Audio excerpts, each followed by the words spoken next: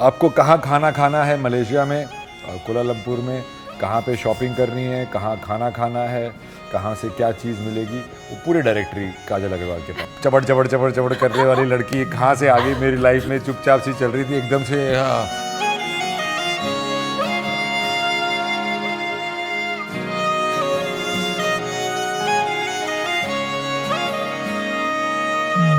मैंने पहले ऑलवेज़ करके जो कोरियन पिक्चर है मैंने काफ़ी टाइम पहले देखी थी और उसको देख के मुझे लगा था कि यार ये पिक्चर तो हिंदी में बननी चाहिए, बहुत ही रोमांटिक और हिंदी फिल्म टाइप की फिल्म है। तो लो बिहोल्ड एक दिन दीपक तिजोरी आके लेके बोलता है मुझे ये पिक्चर बनानी है। मैंने राइट्स लिए हुए हैं और उसमें आपको ये फाइटर का रोल है and every young man wants to play a fighter of some sort और द अदर। सो फिर वो आया, फिर उन्होंने मुझे कुछ गाने वाने भी सुनाए, तो I was on for the film. और दीपक की आंखों में मुझे एक नई भूख, एक नई आग दिखी कि मैं अब बदल दूंगा सिनेमा, अपना सिनेमा बदल दूंगा। तो I said yes to the film.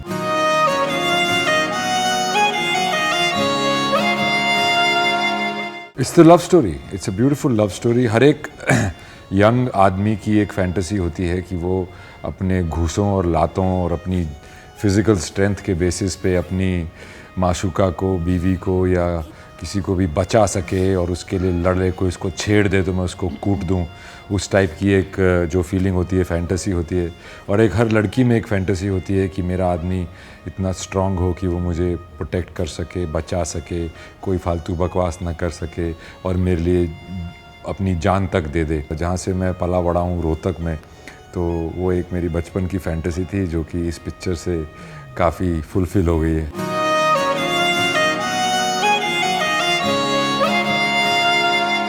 हाँ, किया हुआ है मैंने। किसी के दांत तोड़े? हाँ, स्कूल में, कॉलेज में ऐसे यही काम करते थे। पढ़ाई लिखाई तो कम ही की थी, इन्हीं में ज़्यादा इंटरेस्ट रहता था हमारा। और वो है ना, हनुमान वाली है, गर्लफ्रेंड किसी की छेड़ कोई रहा है, अपनी पूंछ में आग लगा के उसमें घुस जाओ। तो वो वाली आदत हमारी पुरानी है, बचपन से ऐसे ही है।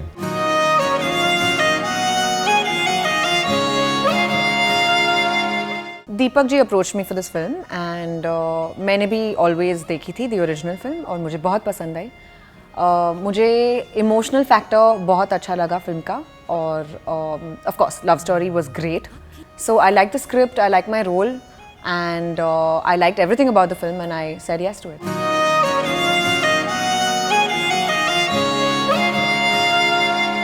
Randeep and me did a lot of workshops together in Bombay.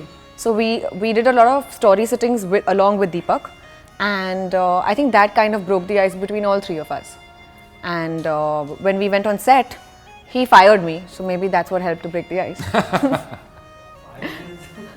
He yelled at me. हाँ, बहुत बुरी तरह से डांटा मुझे. That was my welcome to Malaysia. As soon as I landed, he fired the hell out of me.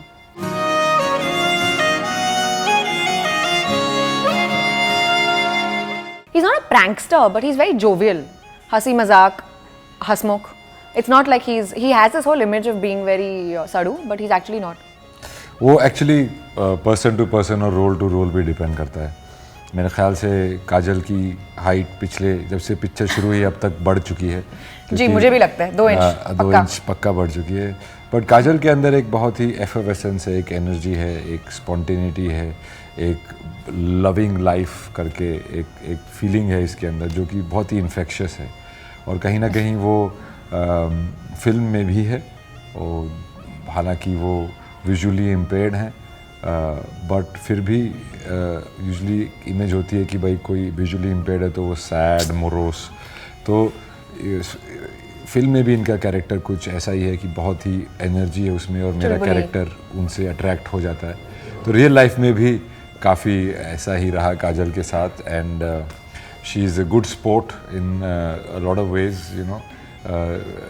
She understands a joke, she responds to a joke, she will come back with her own repartee for it instead of either being a victim or not responding. So I think that worked out very well between us. Yeah, it was good for us. In fact, in the if I was looking, the production was asking me for some stills from behind the scenes if I had some.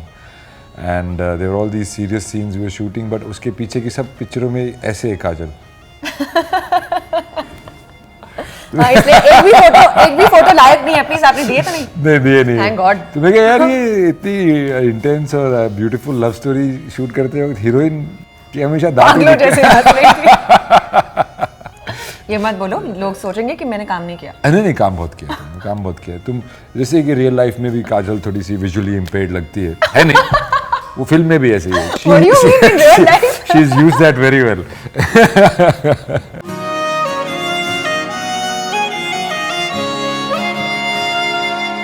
Malaysia में बारिश बहुत होती थी तो हम लोग बैठे रहते थे और शूट में उसकी वजह से काफ़ी डिलेज हो जाते थे, लोकेशंस की वजह से कई बार डिले हो जाते थे। तो अब दोनों वहाँ पे हैं ही तो बैठ के वही हंसी मजाक करते थे।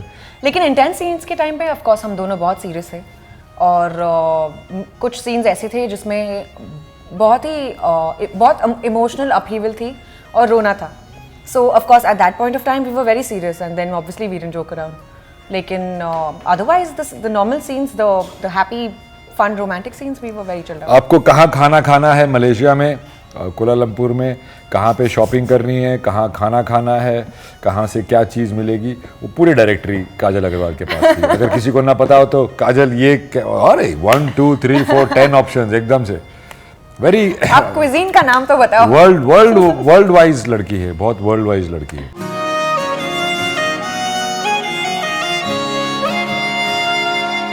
I think it is a challenging role to play. It wasn't easy for me. I had to really focus and of course I thankfully had a lot of external help.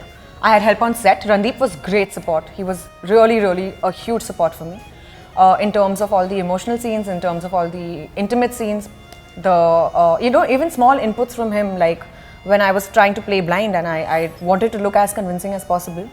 Someone of such high caliber, when he gives his inputs, he raises the bar for everybody on set.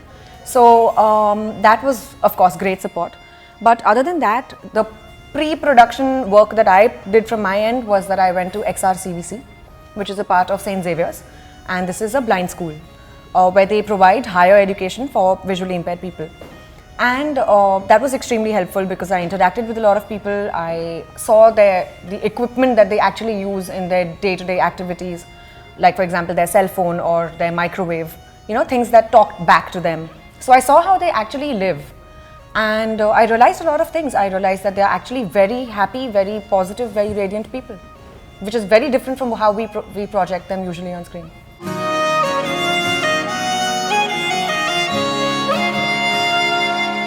This is the first time I'm playing a very intense character, and this is the first time I'm playing a visual impairment or any sort of disability on screen.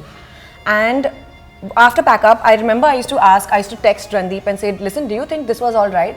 Do you think this particular shot was okay? Because I liked that reaffirmation, or I liked that very honest, 100% blatantly honest, good, bad or ugly opinion that he would give me. So his feedback was very valuable. Thank you so much. You're most welcome.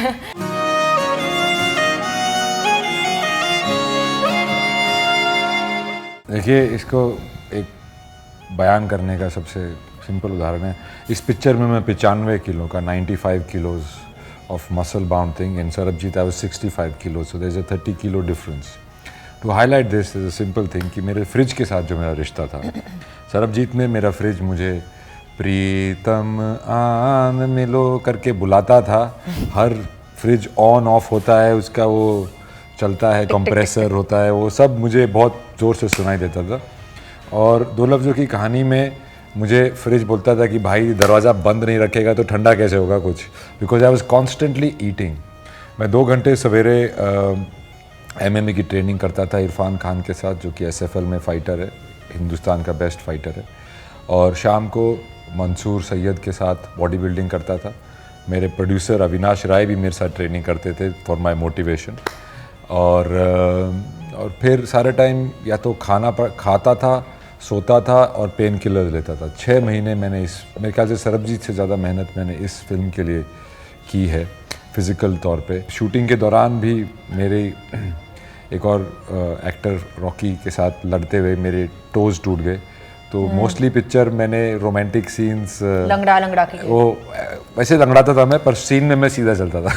You remember you had to carry me with your broken foot? Yes, ऊपर से मेरे को काजल को पूरा कितने दूर तक इसको उठा Yeah. के ब्रोकन फुट पे चलना पड़ा, पर मैंने सीख लिया था चलना कि कैसे टोज को अवॉइड करके सीधा चल सकता है। शॉट के लिए मैं कर लेता था।